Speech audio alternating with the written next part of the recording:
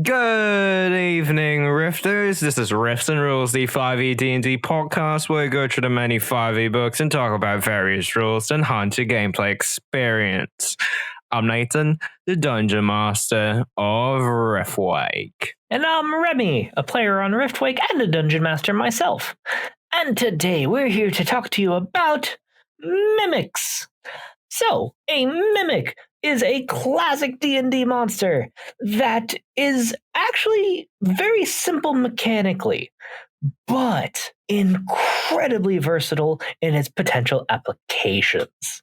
So, I'm just going to give a brief description of what a mimic is, go through the stat block, and then we're going to have a bunch of back and forth about fun ways that a mimic can be used in your games. So, a mimic, as its name implies, is a shapeshifter. It is a monstrosity type creature that is able to transform itself into an object or back into its normal self. So I'll actually just read its shape changer trait because they do describe it rather efficiently. Shape changer. The mimic can use its action to polymorph into an object or back into its true amorphous form. Its statistics are the same in each form. Any equipment it's wearing or carrying isn't transformed. It reverts to its true form if it dies. So, there's actually quite a lot of interesting information in that. First off, the fact that a mimic's true form is amorphous, meaning it is versatile, shapeless. And that means that as a dungeon master, you have absolute control on how you want to describe it. If you want to just have it be like a puddle of moving goo, then you can describe it that way. If you want it to be like a tentacled, eyes in wrong places, creature from beyond, you can describe it that way. If you want to just have it be a thing, like maybe its true form is a particular object that just has eyes and teeth as well, then you could describe it that way. The fact that it does not have an actual description of its true form leaves that open to you. So, what is fun about it being this shape-shifting creature? This is a classic, as I mentioned. Even if you don't know what the word mimic refers to as a monster, you've probably seen this in cartoons, in just other TV, movies, or books, because it is a thing that, ironically enough, has been mimicked quite a lot over the decades. So the typical way that you see a mimic is a treasure chest that the adventurers stumble across, and then they open it up, and as the rogue sticks their hands in to grab whatever shiny they see, then all of a sudden this treasure chest has an enormous tongue and rows of giant teeth, and it jumps down on the rogue and roll initiative. That is a classic and honestly a very fun thing to do. Even after all these years, I still have some players in my own campaign that are really paranoid about treasure chests. So a mimic has this ability to shape change, and the versatility of how that can be applied is honestly a lot of fun. But before we get into too much, let's actually just go through the monster's stat block, and then we will go on all kinds of fun rants after that. So, a normal mimic is a medium monstrosity of neutral alignment. So, neutral is actually kind of interesting. So that means then that it is neither good nor evil, lawful or chaotic, that it is true neutral. That's just kind of neat. So it can be whatever you as the DM want it to be. So a mimic has a natural AC of 12, 58 hit points, and a slow speed of 15 feet. So yeah, 15 feet. Not the fastest of creatures, but the fact that it is mobile is interesting. Stats: 17 strength, 12 dex, 15 con, 5 intelligence, 13 wisdom, and 8 charisma. So there's a couple of details of that stand out to me that I do want to pause and address now. which is the fact that it does have a 5 intelligence, 13 wisdom, and 8 charisma. Means a mimic is not a terribly smart creature, but they're sentient. So they're not just an animal that is just hunting for food. They are sentient, and with that 13 wisdom, actually quite clever, which means that a mimic can plan. It is smart enough to decide to transform into something to draw attention, to try to catch prey. It is smart enough to potentially escape. Not very smart, but the fact that it is sentient, I do feel is just neat. And I honestly didn't know that until I was doing the research on this topic. So even I still learn new things every so often. So mimics actually do have skill proficiency in stealth. So a typical mimic will have a +5 to a rolled stealth check, which is pretty decent. They also have immunity to acid damage, as well as the prone condition, which makes sense as they don't really have legs to knock them over. They also actually have dark vision out to 60 feet. So that is all pretty neat, all told. Anyway, shape changer I already went over. Actually, I should, for consistency's sake, still go through it here too. The mimic can use its action to polymorph into an object or back to its true amorphous form. Its statistics are the same in each form. Any equipment it's wearing or carrying isn't transformed. It reverts to its true form if it dies. So, one other detail, actually, that I should mention about that shape change. It uses the word polymorph, which means that this is not an illusion that the mimic is casting. It is physically changing into whatever shape that it has.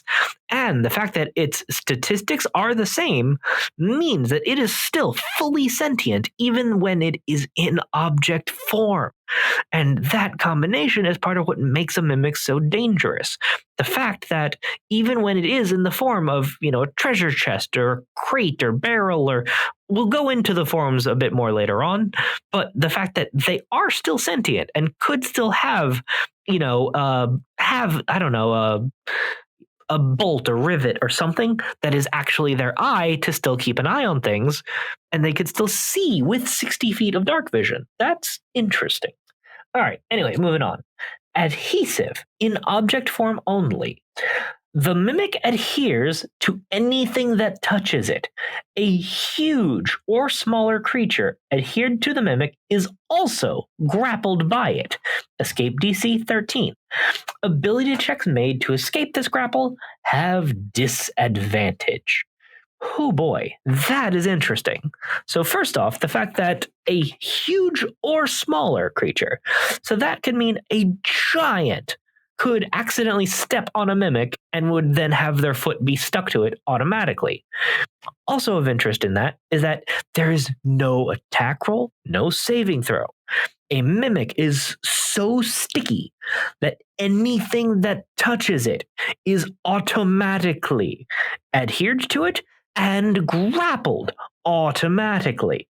So a grappled creature, as a refresher, their speed is 0 and it can't benefit from any bonus to its speed. It does end the grapple if the grappler is incapacitated. It also can end if an effect removes the grappled creature from reach, such as by the Thunderwave spell. So the fact that a creature is grappled, their speed becomes 0. So the mimic is able to automatically stick to the person, and also assuming that the mimic is on the ground, they would also be adhered to the ground. That person is trapped by the mimic. If any other person tries to help them and touches the mimic, they're stuck to the mimic, etc., etc. Even though they're not the most, dangerous of creatures in terms of their actual attacks, the fact that they do have this automatic adhesion can really be incredibly inconvenient and potentially dangerous to especially low-level party. Also, they have a trait called false appearance in object form only. While the mimic remains motionless, it is indistinguishable from an ordinary object. So fair enough, that just quantifies the fact that while they are looking normal, they look normal. There's not automatically things that give away that this is a mimic. So a lot of, other disguised type creatures, you might be able to notice them with a perception check. But the thing is, perception checks to notice a thing are only supposed to be prompted by the DM in situations where there is something suspicious looking about the thing. So if you have, a boulder that is actually a rock golem just tucked away, if there is, a gelatinous cube that's just very hard to see, like there's still supposed to be something suspicious to prompt the roll. And part of what makes a mimic so dangerous is they don't look suspicious. Next up, Grappler. The mimic has advantage on attack rolls against any creature grappled by it. See, that is actually rather important because the grappled condition alone does not actually influence attacks at all. So whoever is grappled by the mimic can still attack it. And then the mimic can still attack the thing that they're grappling. This trait is that extra bonus for the mimic to give it that advantage against anyone stuck to it. So now let's go to their actual actions. Pseudopod, +5 to hit, 5-foot reach, 1 target, 1d8 +3 bludgeoning damage. If the mimic is in object form, the target is subjected to its adhesive trait. So that is actually also quite interesting. So the word pseudopod is kind of an interesting choice also. So they don't explicitly use the word tentacle because that probably just for the connotation sake, honestly. But a pseudopod is just a arm-like projection that is usually used in like description of cells more often than not, amoebas. So the fact that it has this pseudopod at least implies that it is, one large limb-like thing that is smacking you since it is bludgeoning damage. And the fact that this also means that if a party comes up to a mimic and don't touch it themselves, that the mimic can just reach out and smack them anyway, because this does have a 5-foot reach. So they reach out and smack someone, and they are automatically stuck by the adhesive trait as well. So even though the 1d8 +3 is not a large amount of damage, that is still, as I said before, incredibly inconvenient and can be dangerous if the mimic, is in a good setup or if the party is just caught off guard. And then finally, they have a bite attack as well. Again, +5 to hit, 5-foot reach, 1 target, a d8 +3 piercing damage, plus 1d8 acid damage. So, considering the fact that a mimic is such a classic creature, that's really all that there is to it on the mechanics side. There really isn't a whole lot of high damage to them. What makes a mimic dangerous is the unexpectedness of them, and honestly, the fact that even though they don't have a huge amount of damage, they do actually have a pretty beefy amount of hit points with 58. So the way to use a mimic then, that is where the fun comes in. So mimics in the monster manual do actually have a little bit more text to them underneath. Mimics are shape-shifting predators, able to take on the form of inanimate objects to lure creatures to their doom.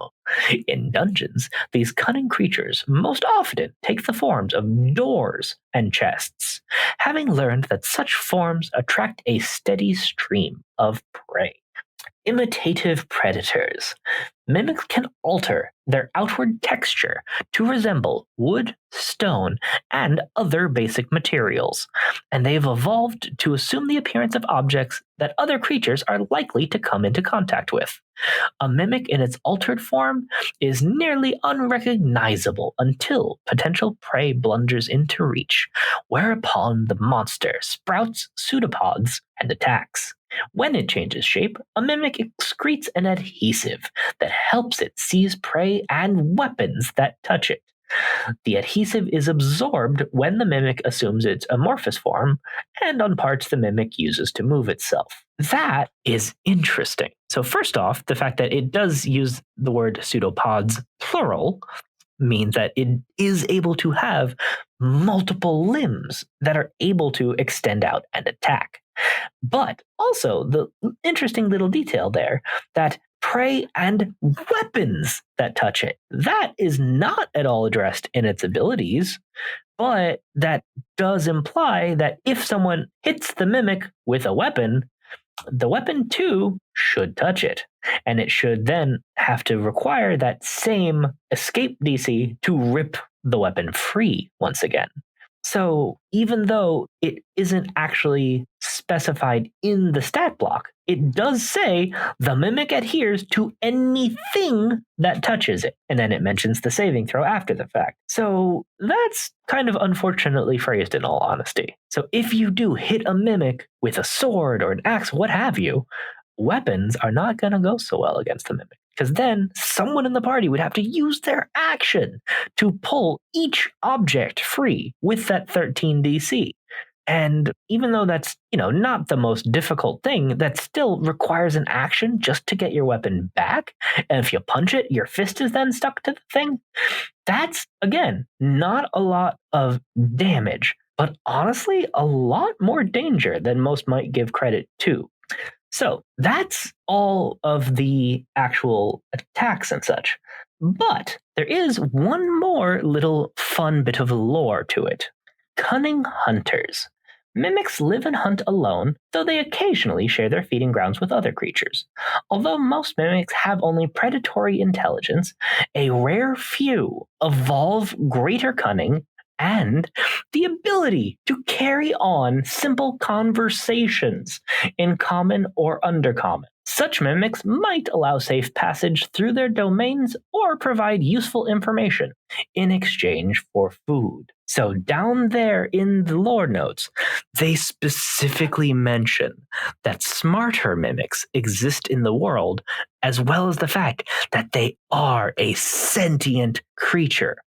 So you can have sentient mimics out there in the world that if you have mimics then that are at human intelligence, that makes them way more dangerous.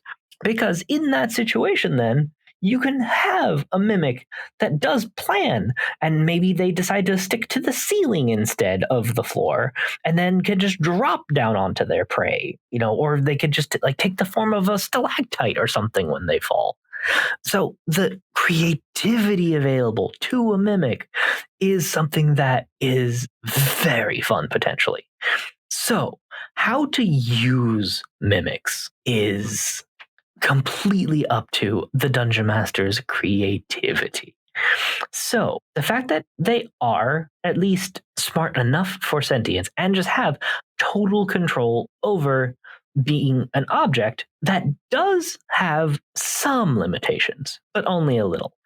Their statistics are the same. So that does also mean then that a mimic can only turn into a medium-sized object.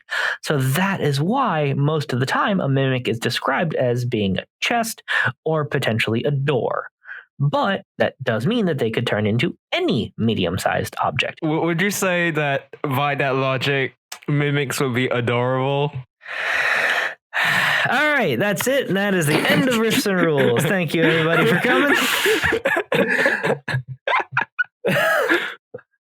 No, in all seriousness, though, yes. Honestly, the default picture of mimics in the monster manual, it is pretty horrific, but I do also find it oddly charming. So yes, I will go so far as to say that a mimic can be adorable. But again, the fact that they can turn into any medium-sized object is very interesting, because then if you do have them just turn into a small table, a chair, whatever you want to in any location that they could get to. And considering the fact that it is able to move and it doesn't actually have a solid form, so it doesn't actually specify it, but just as a DM, I personally would rule that if there is, an open window, they would very easily be able to get through that. And just depending on your own ruling maybe even if there's just a large enough crack under the door, maybe they would be able to just squeeze under that because they don't have a solid form. And the fact that even though they're slow, they're able to move. So it could very much be that situation of it, scoots a little, turns into a crate. Like someone just finds it. Oh, hey, there's a crate. They go pick it up, bring it to a ship. And then, a week later, this ship lands just aground on shore. Someone goes up to it and everything is there. Nothing was stolen. But every member of the crew is just mysteriously missing. You can so easily play with expectations with a mimic. You usually do see them almost treated like a joke, but they don't have to be and shouldn't be. They are so very much able to just be whatever they want to be. And so dungeon masters should use them in more creative ways. And what's kind of odd, there is just the mimic, and there is also a giant mimic in, I think, Waterdeep Dragon Heist is where the giant mimic actually has a character sheet. And honestly, it just has a smidge more hit points. And that's honestly it. That's the only difference between it. Even the damage is still the same. But the giant mimic is very much worth mentioning to me because that implies two things. Number one, a giant mimic could turn into any large-sized object because that is a large monstrosity. So then you just have a whole new set of possibilities that you as a DM can use with a giant-sized mimic. So you could then just have it be anything large-sized. So then you could have a cart that is in fact a mimic. You could have other large-sized objects. My brain is not working great right now. It is a little almost 6 a.m. Anyway, but the other interesting thing that the existence of the giant mimic implies is the fact that there are other sized mimics out there in the world. If you have a large mimic, then why couldn't you have a huge mimic? So you could even have an entire house that just is secretly a mimic, that it just like puts itself into the middle of a city on some abandoned lot and then just like, oh, there's a house there now. That's weird. I don't remember that getting built. And probably some wizard did it. I mean, let's think small, actually. Wouldn't it be funny if you had like these tiny like mimics the size of like I don't know, baseball or something that just you just have like a cup or something, and then you're like reaching for your favorite cup, and it's like, wait a second, there's two. It's funny you should mention that, actually.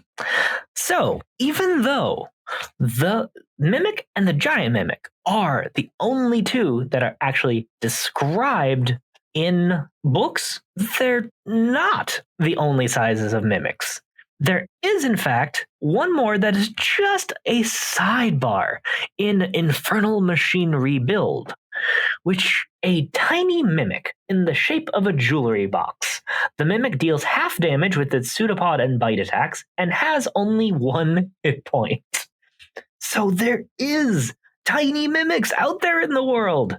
It is just in that one little book that they mention that they don't even actually give it a full character sheet of its own. They just mention what is different. But they exist. And then you can just have them. So you could have tiny mimics in the world. So a tiny mimic would still do that 15-foot movement speed, which would mean that you can then have this, like, they say jewelry box and tiny sized. So my brain just immediately goes to cat in terms of like what that size actually means. So I'd imagine this just like cat-sized blob of goo that just creeps around and just turns itself into objects in hope of just like luring, house pets and such to it in order to, bite them, because a tiny mimic is not likely to go after humans or even gnomes because it's tiny and they're not. So, in summation, mimics are a mechanically pretty simple, but thematically really interesting monster that, with its ability to shapeshift and stick anything that touches it to it, can be a whole lot of fun for a DM and potentially a headache for a party, which can just be more fun for the DM. Thanks for listening to this episode of Rifts and Rules. Please leave us a review and give us 5 stars on iTunes. So support us on Patreon at patreon.com/riftwakepodcast. Tier stars throws $1 and even that much really helps us out. Supporters get benefits such as behind the scenes content, early access to episodes, access to the Patreon Discord where we will chat with the cast, and even a shout out on the show. Find us on social media on Twitter at riftwakepodcast, on Facebook as riftwake, and on Reddit on the subreddit r/riftwakepodcast. And now send us an email, riftsandrules@gmail.com. That's riftsandrules@gmail.com. Thanks for listening. Bye.